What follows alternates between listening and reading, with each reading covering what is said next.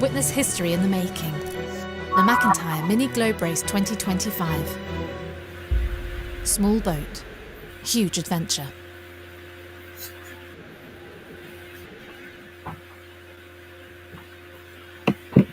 Okay, that always staggers, that entry. But anyway, it's the 1st of June. That means we're nearly halfway through the year, which is crazy. So nothing ever stops. And when I was changing the date, it reminded me of, when you're a kid, you go first of the month. So pinch and a punch for the first of the month. You always have to whack someone. And if you're really clever, then you immediately fire back and say a pinch and a kick for being so quick. That used to be the big deal. So anyway, here we are 1 month to go, and it's the middle of the year. And then 3.5 weeks later, on the 26th of July, everyone takes off for Cape Town, which is just amazing. G'day, John. Plenty going on. Renord just got in. If you've hang on, I'll put him up here. He's just got in, which is really quite interesting. He got in about it's 8 o'clock, about an hour ago. So 1900 UTC, and his timing was impeccable, absolutely impeccable. He was, if I go on the tracker, we're not directly onto the tracker yet, but we are at the same time.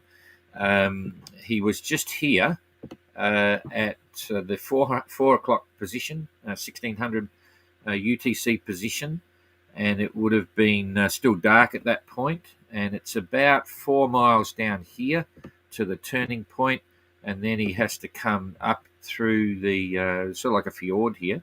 These are quite tall hills, not mountains like in Europe, but tall hills, and then make his way through the gap. There's a little gap there, and if the tide's going the wrong way, you get a bit of current and so on, and then he's actually anchored just right in front of the town there. There's a shallow shelf there where you can anchor. So it took him about 3 hours to make that 8 or 9 miles up there, and he would have, it's an easterly wind, so he would have sailed down here, and then I reckon he sailed up here close hauled on starboard tack, got very close. He could sail through there if the conditions are good.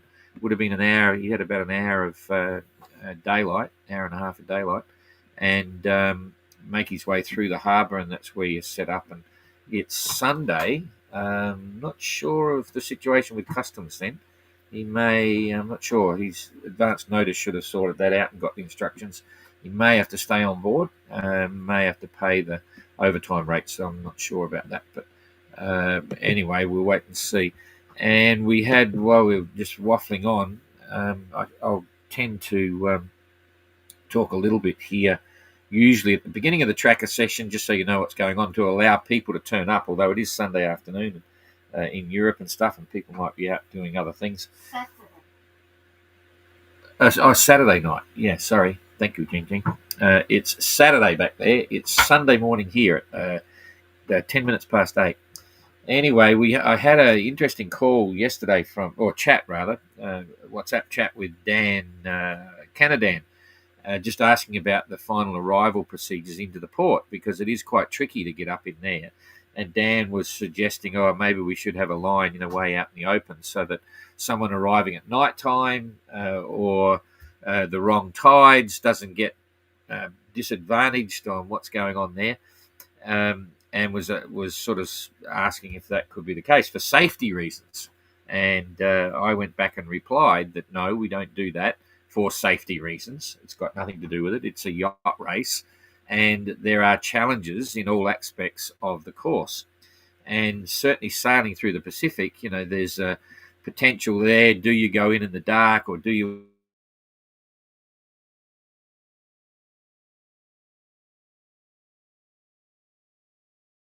on, and meanwhile other people that are sailing are boring down on you, and you've just lost 8 hours? Guess what? That's yacht racing. And then the issue of tides. If you come to a pass or a rocky outcrop or something that's got a massive funnel and it's a tidal effect, all this sort of stuff, if you arrive there right on the tide, you're going to come through there at 3 knots or 4 knots current coming behind you and pushing through. Whereas a guy that's arriving six hours later, he's going to arrive there and he's got 3 knots head current, so he's going nowhere and he loses out, and the others are just sailing away. that's yacht racing. That's what happens, and that's how the course is set up.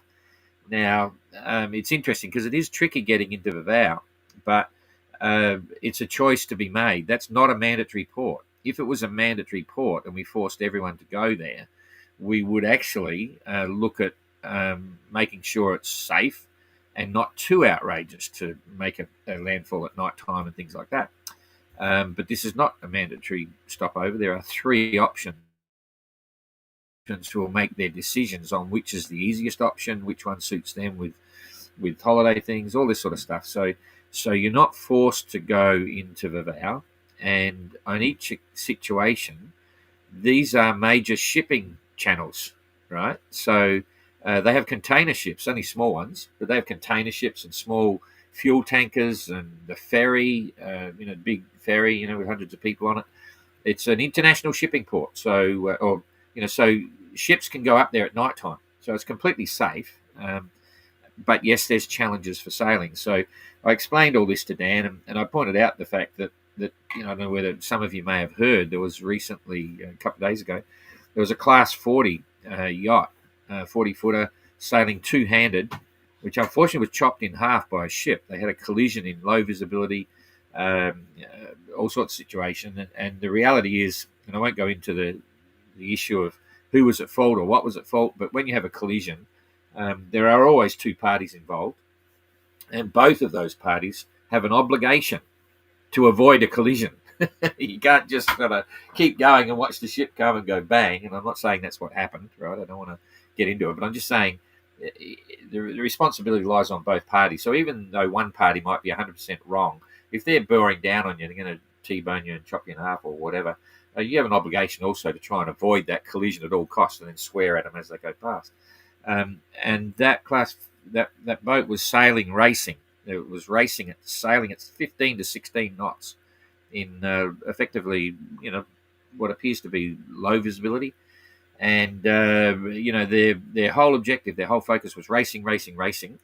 And, it's an interesting point. So at some point, seamanship, overrides, good seamanship overrides racing and speed at all costs. So, and that's a situation exactly for the mini globe race fleet. It's come up a few times. It came up in Mauritius with a couple of boats. The challenges were there. To leave the anchorage, it was a bit risky, and I might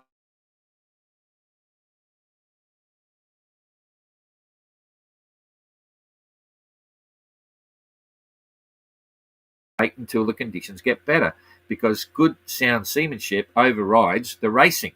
You see, so there is always this sort of element, and as an organizer, a coordinator of this event, we do what we can to minimise the risk in everything associated with the sailor and the boat, and make sure they got the right training and the competence and so on. But when it comes down to the choices that are made on board, at the end of the day, even if we created this ridiculously dangerous approach and just hazards everywhere, if an entrant didn't like the idea of doing that finish, they shouldn't finish.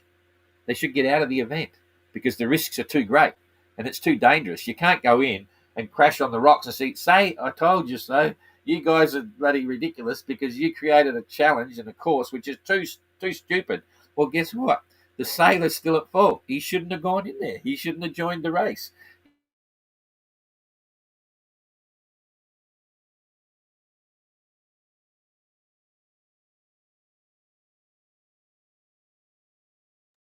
Sort of laughing about it a bit, and he sort of totally understood. He was just sort of looking at trying to make the decisions on what should happen. And so that's why there are challenges in sailing and, being involved with these events. But at the end of the day, the personal safety of the skipper and the boat is entirely up to good seamanship and standard principles that mean safety is everything. And so you can't step into danger because you feel obligated or forced to maintain a high speed or your position in the race or whatever. And so, all those decisions, none of them come back to the organizer. It always comes back, or the organizer or the coordinator of an event like this, it always comes back to the skipper and what they're doing at the time. And if it means they've got to lose 6 hours to wait for the tide or something in racing. That's what happens.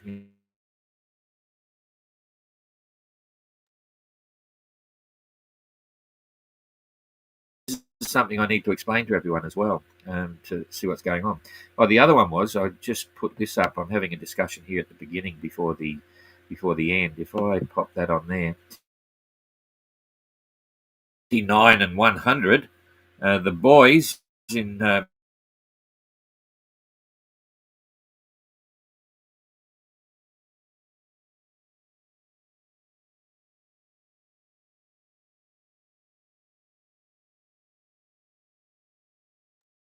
a waste of money. I don't want to get into that routine, but certainly a massive effort to get there. They've done incredibly well. They've sailed across to Lanzarote from happening, then from Lanzarote across the Atlantic, and it's like, wow. Overland across to Panama, the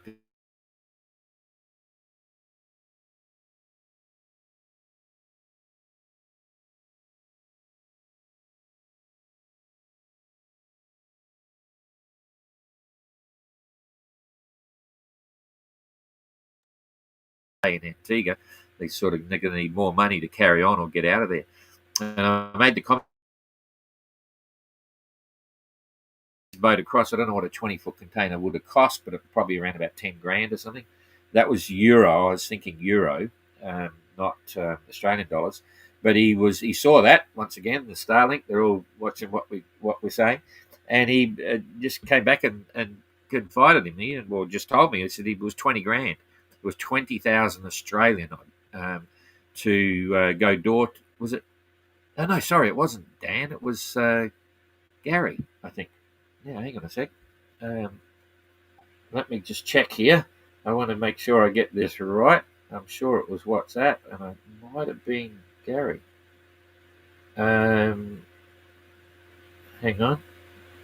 Oh, I forget now who it was. I think it was. I'm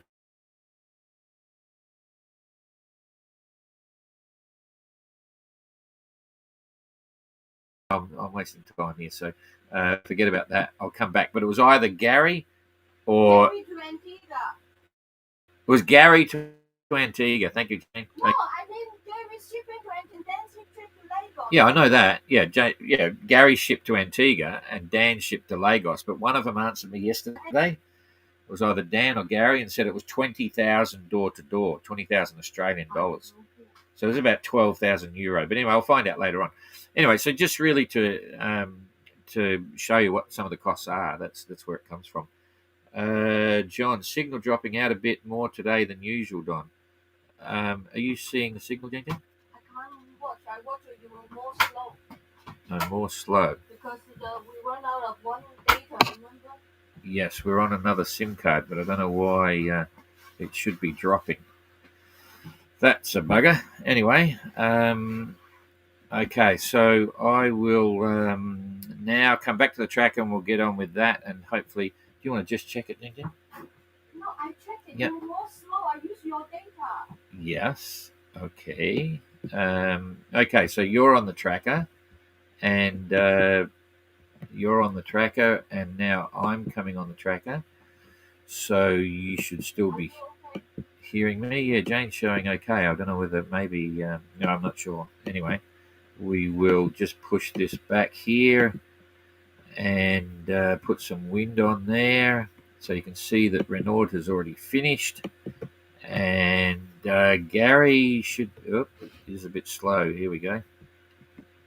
Hopefully it's not going to be a problem. So Gary could be, we haven't got his final underway, but he's got his port departure. He's still in Papeete, and he's apparently leaving this morning local time. Okay, so that's the story with Gary. And then Josh is 3.7 knots, 99-mile day. It's a slow day. He didn't crack the magic 100, but still doing okay. Got a nice breeze there. Jasmine apparently hit her head, or just she had a lump just in front. Just had a lump in front of her head. She just put a post up. I haven't shared it yet, but something went on there. I read the words, but it didn't explain anything. Just shows Jasmine pointing to this lump on her top of her left eye, I think it was, or right eye, and said, ouch. So, Jasmine, 108 mile day, 4.8 knots. Conditions must be good. Ayrton holding his own. Ooh, 1 mile ahead of Jasmine. Okay, well done, Ayrton. 4.8 knots, 109 mile day. Adam is doing 5.1 and 124 mile day. So Adam's hanging in there with Jacob. So back into racing, 5 knots and 116 mile day. So taking 8 miles out. Oh, I've got to remember to put this up so you can see what we're talking about. Okay, so back to, whoops, it easy, back here. So, there's Adam and Jacob. Yeah, Jacob doing 5 knots, 116. So Adam took out 8 miles overnight. Eric is 5.6, 124. That's pretty good. Boring down on Christian, doing 5 knots and 116. So Eric took out 8 miles on Christian as well. Then a big gap to the lead group, and just to give you an idea there, the gap for the lead group, 150 miles. So a distinct situation. It's still not a lot when you think about it. This is basically all the way from Panama. It's a huge distance, and they're still all within touch. So it's all good to see. Anyway, 5.7 for Dan, Canadan, and 126 miles. That's pretty good. I think that's the, what do we got here? 124. That's pretty much the biggest daily run so far. Kerry heading down and sticking to the route.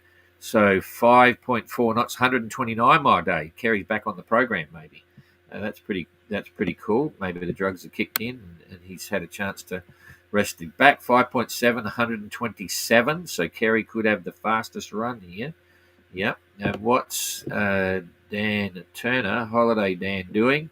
118. So Kerry's the fastest boat on the water. 118 mile day, 5.7 knots. So there we go, just squeaking. So Kerry's going underneath a Luffy, which is part of the actually now that's part of the Cooks, I believe. Oh, jeepers, it's caught me there. Yeah, part of. No, actually, I'm not. I got. Oh, jeepers, I better work that out. That's. Hang on, I'm fascinated now. Why I'm not. It's not bloody. That's. What's his name? We would go in there to see some whales. It's where they take all the phosphates from Nauru. I'm doing a geography lesson here now, but I can't see it there. I'll check it out later anyway.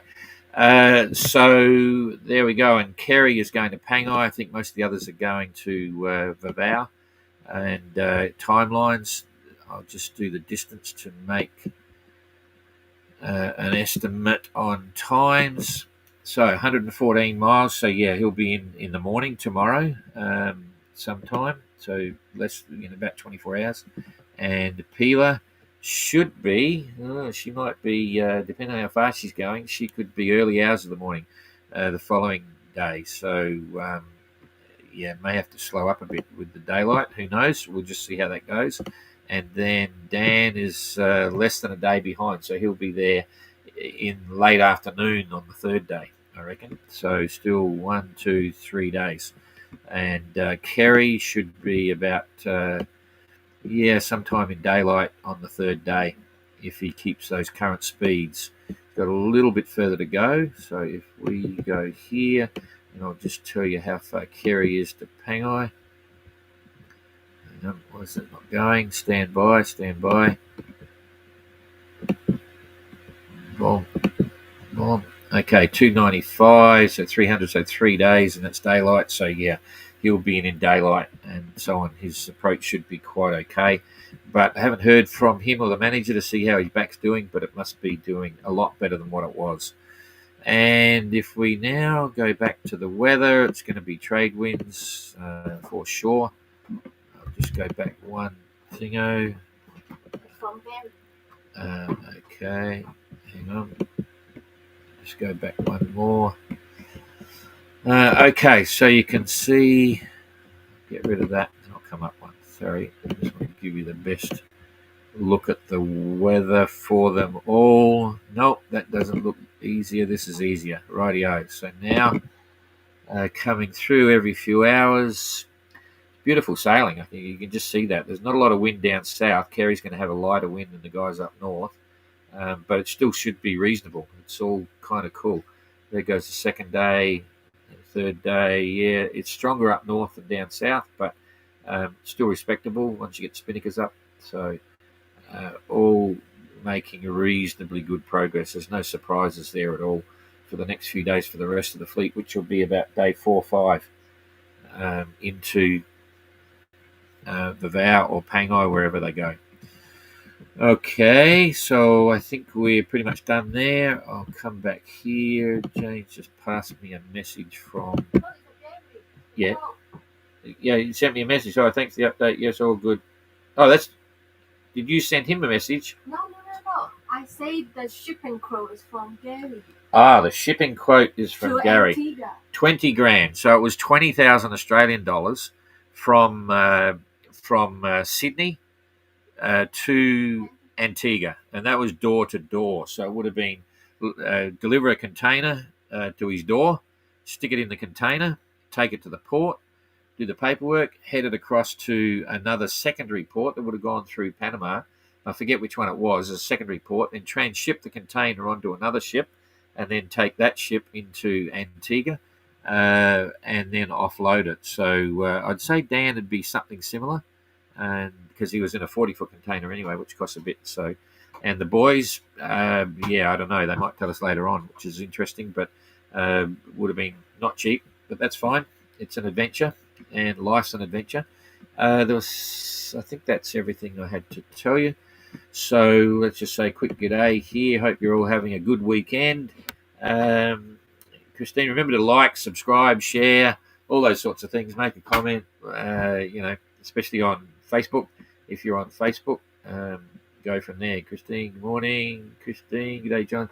Since there's no line where Renord went, did he use his anchorage before going ashore as his finish line? Yeah, the ruling is that basically when you go into a port and it's an anchorage, it's the moment you drop your anchor, your last anchor, before you're going ashore to clear customs. Okay, so you have to make your way close enough to get to shore, so you can blow up your tender and get ashore, or swim ashore with all your documents in a sealed bag, or tie up to a wharf, whatever. And then make your way to customs. So if you anchored in a bay somewhere and you had to get a taxi or hitchhike to get customs, that doesn't count.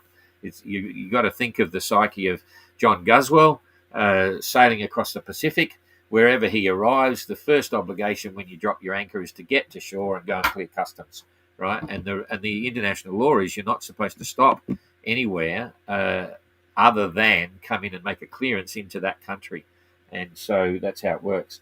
And I forget actually what happens with Tonga. It's that long since I've been there. But sometimes on a Sunday, you just got to sit tight. You got to stay on your boat until they come to work on Monday morning. Saturdays are all right, but I'm not sure. I'm not sure what happens in Vavau. They're pretty laid back, but also now with the drug problem across the Pacific, they can be very particular.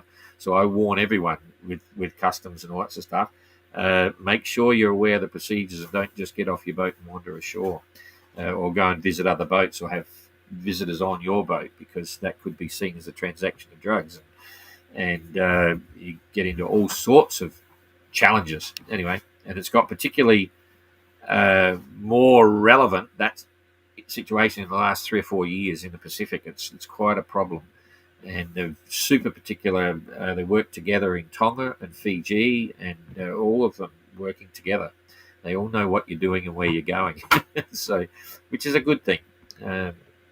So the idea is that in Vavau there is a public wharf there, sort of thing, and you can tie up to that wharf for loading, unloading, and apparently the first instruction might be to go to the wharf and tie up there and wait for customs, because when you're in the wharf, it's only like about 200 metres from there, walking to the customs office, customs immigration and so on. But the wharf is what I would call unfriendly for a 580, because it's a big shipping wharf with the huge bloody steel sort of fenced operation. They backfill the concrete things on the top, and the 580 would be way down, and there's big tyres there, but you'd be in between the tyres and in between the wall, and it's all rusty and stuff like that. So that was the last time we were there, which was 4 or 5 years ago. But and so unfriendly in the sense of just tying alongside. If there's a wake of a boat come past, I'll be banging up against it. The people are super friendly, so and super friendly and super happy. So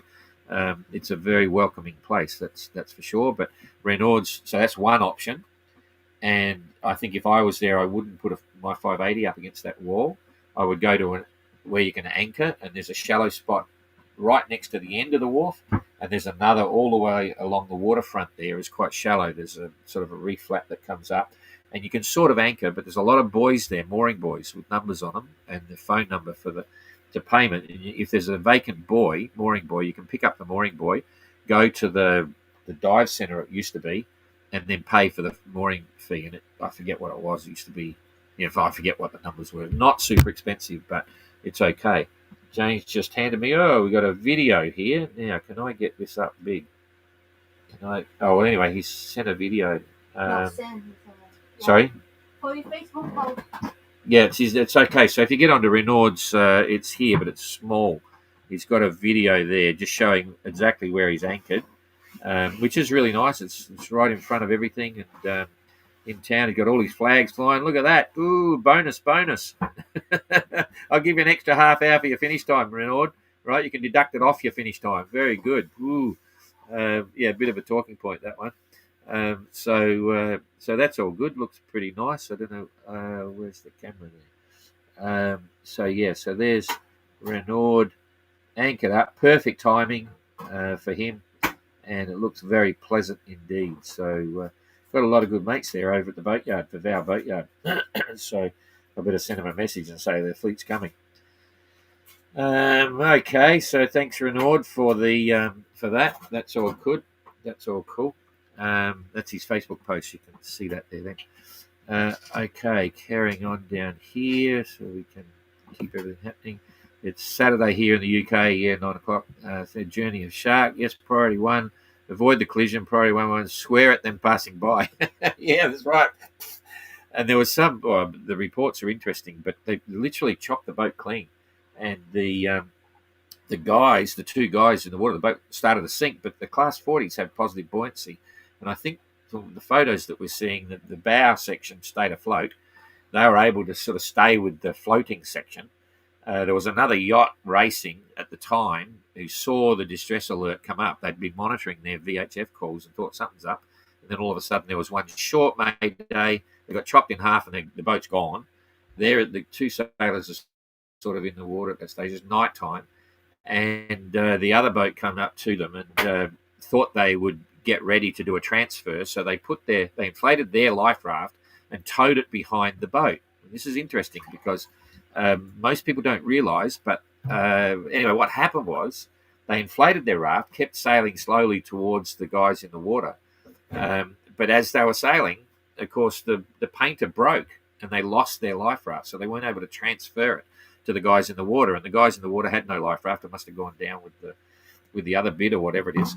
Anyway, they stayed in touch. They were able to talk on their VHF to the two other sailors. And they were involved immediately with Grisnez and the French Rescue Coordination Centre immediately, because the last thing they did was turn their EPIRB off. I saw one report, the guys, as they're jumping off the boat, he grabbed the EPIRB and turned it on. So they were pretty much in contact with the boat that's standing by but couldn't approach the wreckage.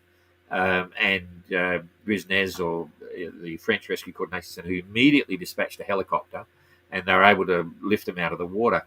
But what I was coming to, most people don't realise, I've been involved with life rafts for a long, long time. And that painter line is designed to break under a certain load. So the line that you're pulling to inflate your life raft inflates it, pulls the cord, boom, and it's still tied to the boat. So you get into your raft and you're off. And then usually what you do is two things that are critical, which if you've done your survival training.